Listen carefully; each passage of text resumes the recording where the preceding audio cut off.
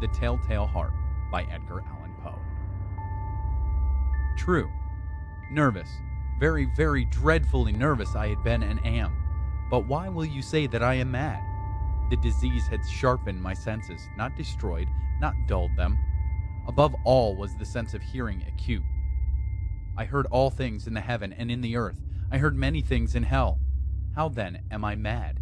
Hearken, and observe how healthily, how calmly I can tell you the whole story.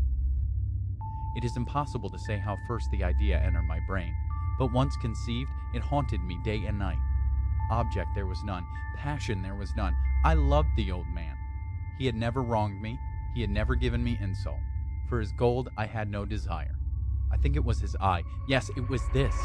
He had the eye of a vulture, a pale blue eye with a film over it. Whenever it fell upon me, my blood ran cold, and so by degrees, very gradually, I made up my mind to take the life of the old man, and thus rid myself of the eye forever.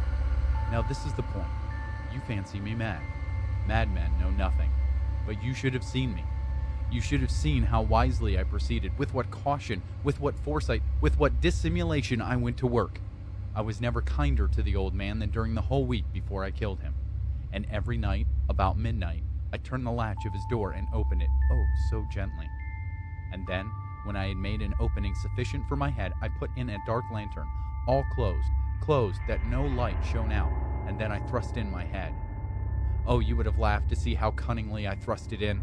I moved it slowly, very, very slowly, so that I might not disturb the old man's sleep. It took me an hour to place my whole head within the opening so far that I could see him as he lay upon his bed. Ha! Would a madman have been so wise as this? And then, when my head was well in the room, I undid the lantern cautiously, oh so cautiously, for the hinges creaked. I undid it just so much that a single thin ray fell upon the vulture eye.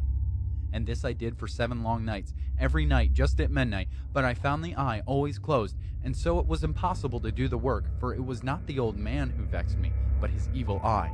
And every morning when the day broke, I went boldly into the chamber and spoke courageously to him, calling him by name in a hearty tone and inquiring how he had passed the night. So you see, he would have been a very profound old man, indeed, to suspect that every night, just at 12, I looked in upon him as he slept. Upon the 8th night, I was more than usually cautious in opening the door. A watch's minute hand moves more quickly than did mine. Never before that night had I felt the extent of my own powers, of my sagacity. I could scarcely contain my feelings of triumph. To think that there I was, opening the door, little by little, and he not even to dream of my secret deeds or thoughts. I fairly chuckled at the idea, and perhaps he heard me, for he moved on the bed suddenly, as if startled. Now you may think that I drew back, but no. His room was as black as pitch with a thick darkness, for the shutters were close-fastened through fear of robbers. And so I knew that he could not see the opening of the door, and I kept pushing it on steadily. I had my head in and was about to open the lantern when my thumb slipped upon the tin fastening, and the old man sprang up in bed crying, "Who's there?" I kept quite still and said nothing. For a whole hour I did not move a muscle, and in the meantime I did not hear him lie down. He was still sitting up in the bed listening, just as I have done night after night, hearkening to the death watches in the wall. Presently I heard a slight groan, and I knew it was the groan of mortal terror.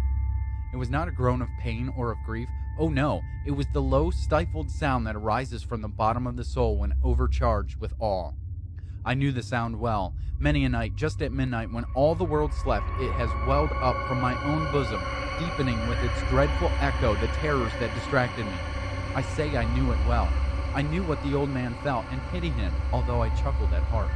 I knew that he had been lying awake ever since the first slight noise when he had turned in the bed. His fears had been ever since growing upon him. He had been trying to fancy them causeless, but could not. He had been saying to himself, "It is nothing but the wind in the chimney. It is only a mouse crossing the floor." Or, "It is merely a cricket which has made a single chirp." Yes, he had been trying to comfort himself with these suppositions, but he had found all in vain. All in vain, because death, in approaching him, had stalked with his black shadow before him and enveloped the victim. And it was the mournful influence of the unperceived shadow that caused him to feel, although he saw nor heard, to feel the presence of my head within the room. When I had waited a long time, very patiently, without hearing him lie down, I resolved to open a little, a very, very little crevice in the lantern. So I opened it. You cannot imagine how stealthily, until at length a simple dim ray, like the thread of the spider, shot from out of the crevice and fell upon the vulture eye. It was open, wide open, and I grew furious as I gazed upon it. I saw it with perfect distinctness, all a dull blue, with a hideous veil over it that chilled the very marrow in my bones. But I could see nothing else of the old man's face or person, for I had directed the ray as if by instinct, precisely upon the damned spot. And have I not told you that what you mistake for madness is but over-acuteness of the sense? Now I say, there came to my ears a low, dull, quick sound, such as a watch makes when enveloped in cotton. I knew that sound well, too. It was the beating of the old man's heart.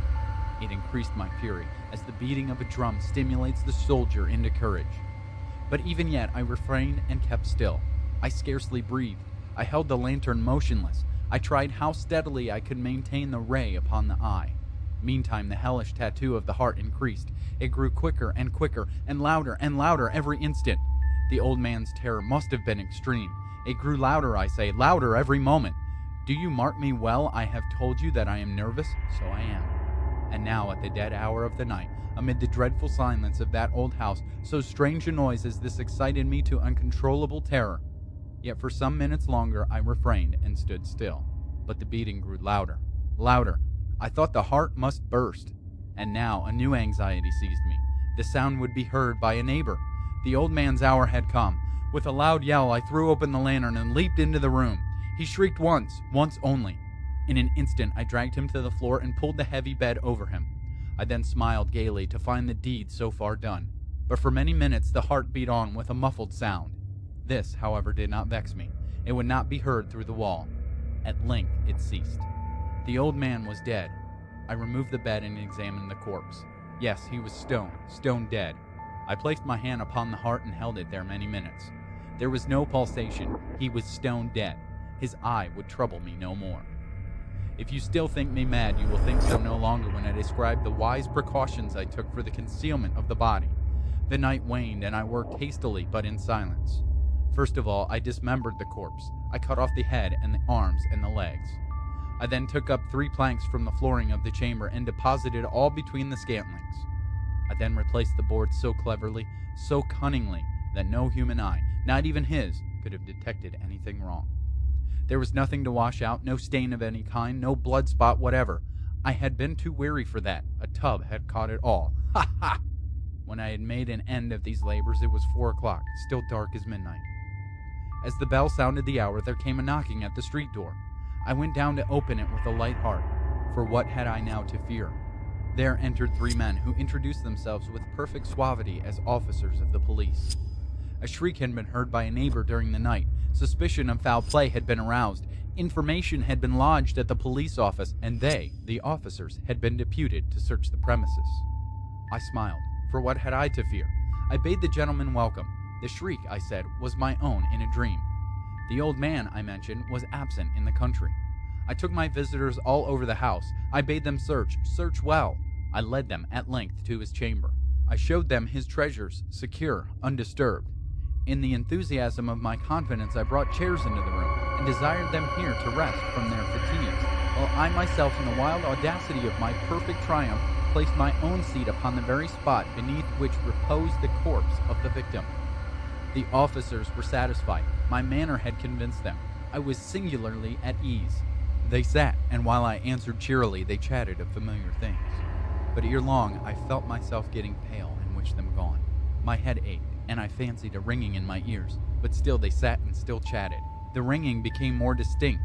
It continued and became more distinct. I talked more freely to get rid of the feeling, but it continued and gained definiteness, until at length I found that the noise was not within my ears. No doubt I now grew very pale, but I talked more fluently and with a heightened voice. Yet the sound increased, and what could I do? It was a low, dull, quick sound, much such a sound as a watch makes when enveloped in cotton. I gasped for breath, and yet the officers heard it not. I talked more quickly, more vehemently, but the noise steadily increased. I arose and argued about trifles, in a high key and with violent gesticulations, but the noise steadily increased. Why would they not be gone? I paced the floor to and fro with heavy strides as if excited to fury by the observations of the men, but the noise steadily increased. Oh God, what could I do? I foamed, I raved, I swore. I swung the chair upon which I had been sitting and grated upon the boards, but the noise arose over all and continually increased. It grew louder, louder, louder, and still the men chatted pleasantly and smiled. Was it possible they heard not? Almighty God, no, no. They heard, they suspected, they knew. They were making a mockery of my horror. This I thought, and this I think. But anything was better than this agony. Anything was more tolerable than this derision. I could bear those hypocritical smiles no longer. I felt that I must scream or die. And now again, hark! Louder, louder, louder, louder! Villains, I shrieked, dissemble no more. I admit the deed. Tear up the planks. Here, here. It is the beating of his hideous heart.